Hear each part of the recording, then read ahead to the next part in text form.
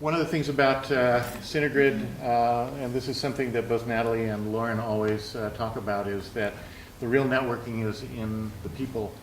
And our community has been very much enriched by the many contributors, academic professionals from industry, students, researchers in this country and around the world.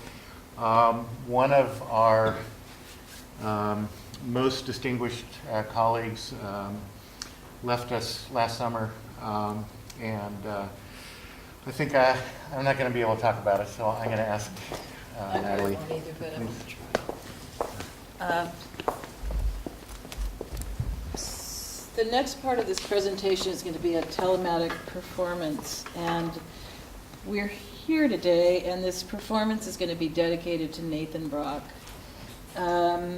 As some of you know, Nathan passed away last summer, as Peter just said, at the age of 36, and his loss has been felt profoundly, both personally and professionally, by everyone in the CineGrid family who worked with him.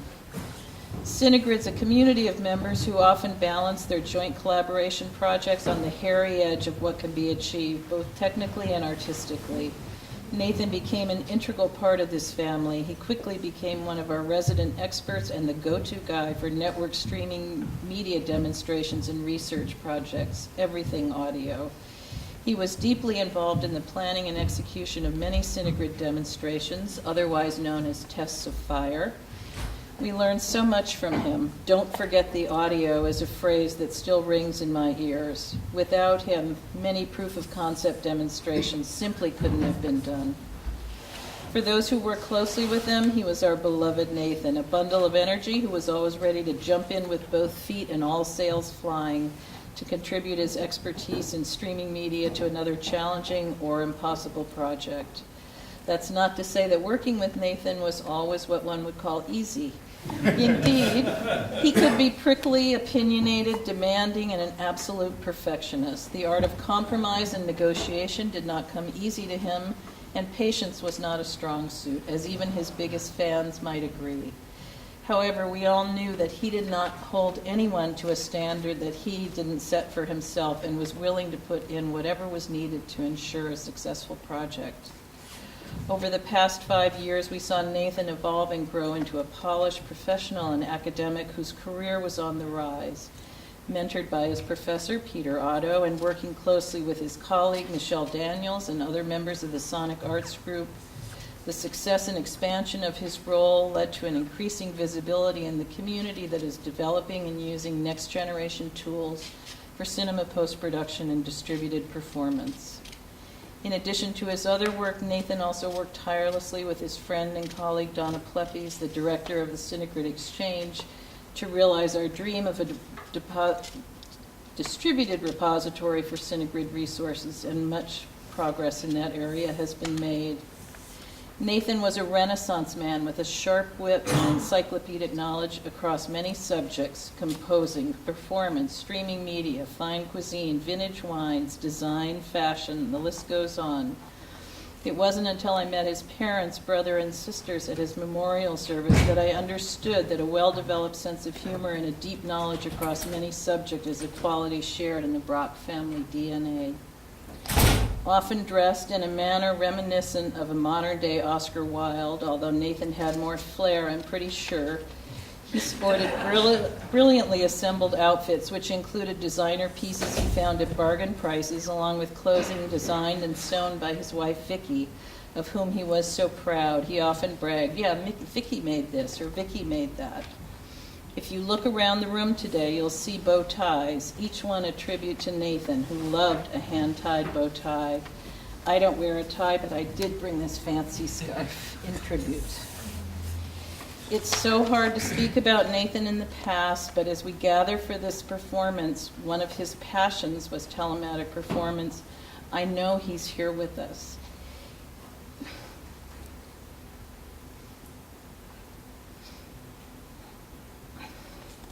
He would be so happy to see us gathered, ties tied, and ready to appreciate the magic of collaborative art over distance that we will soon enjoy.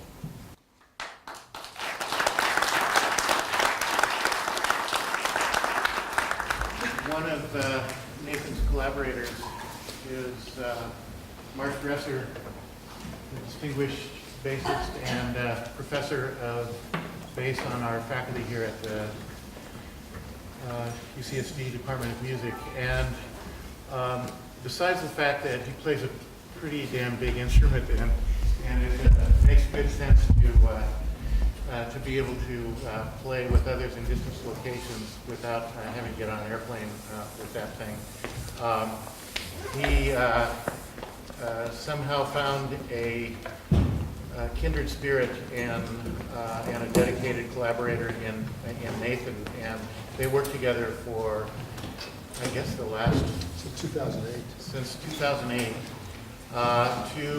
Beginning with terribly difficult and not very satisfying initial results to put together a system that is robust and easy to set up.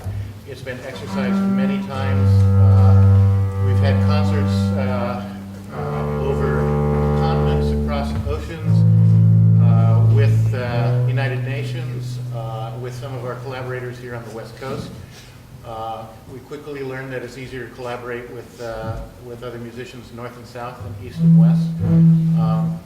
And in fact, another collaborator of ours is Michael Dessen, who's a brilliant trombonist and is on the faculty at UCI, where we have another Cal IT installation and excellent network capabilities.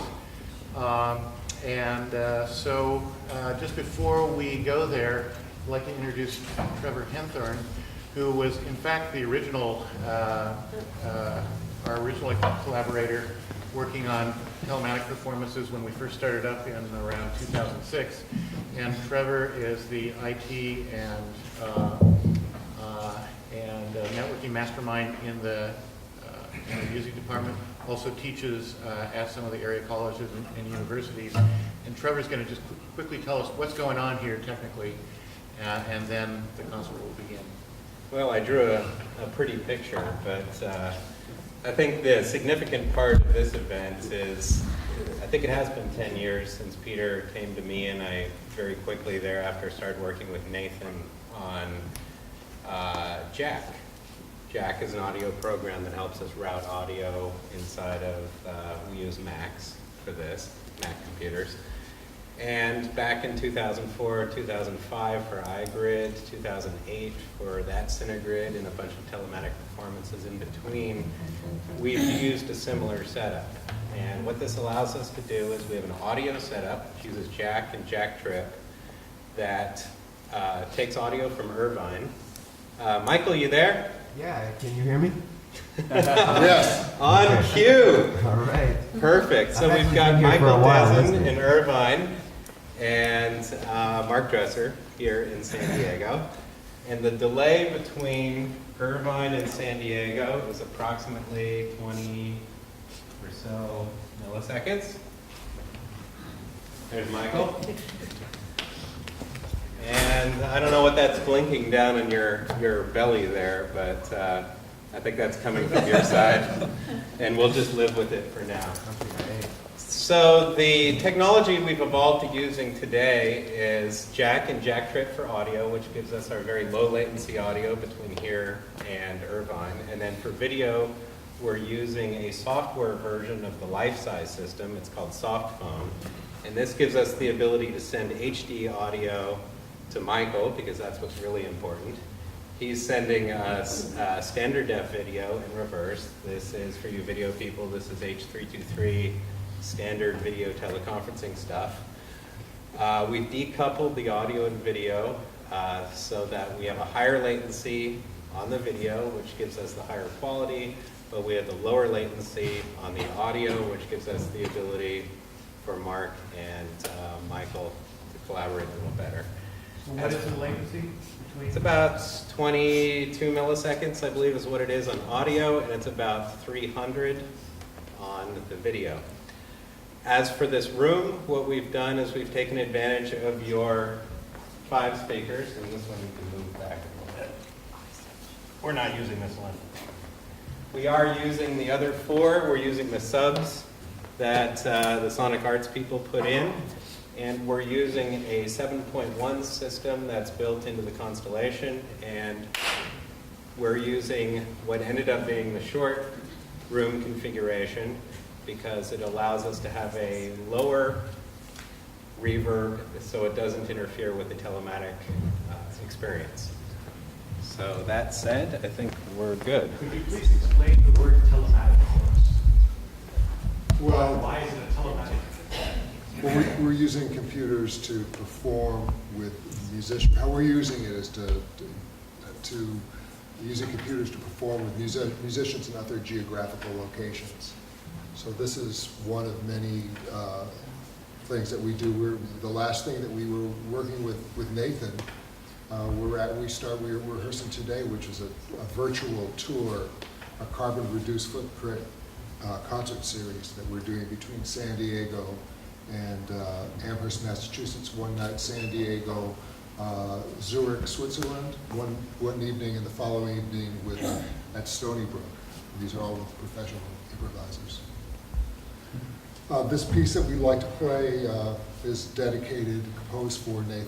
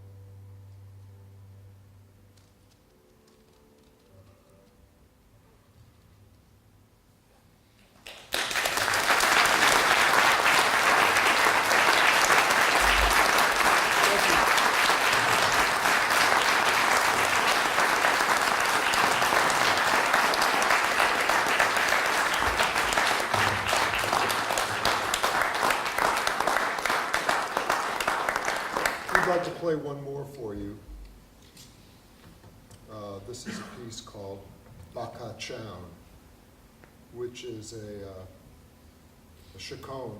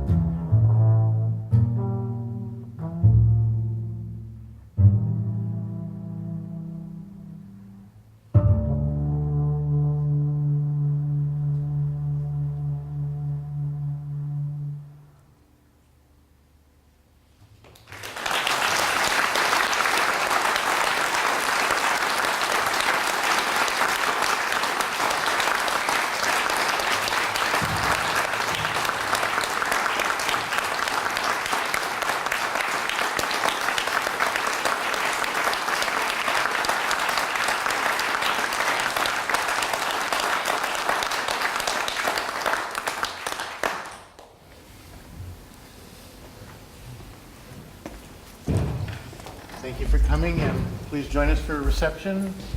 So before we adjourn, so I want to thank Peter and his team for making this afternoon session so memorable.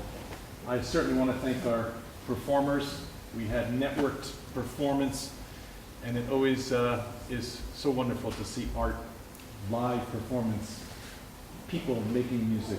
It's really wonderful, and the network was transparent. The technology was transparent. Guys were playing together, and we got to watch and listen. Thank you so much.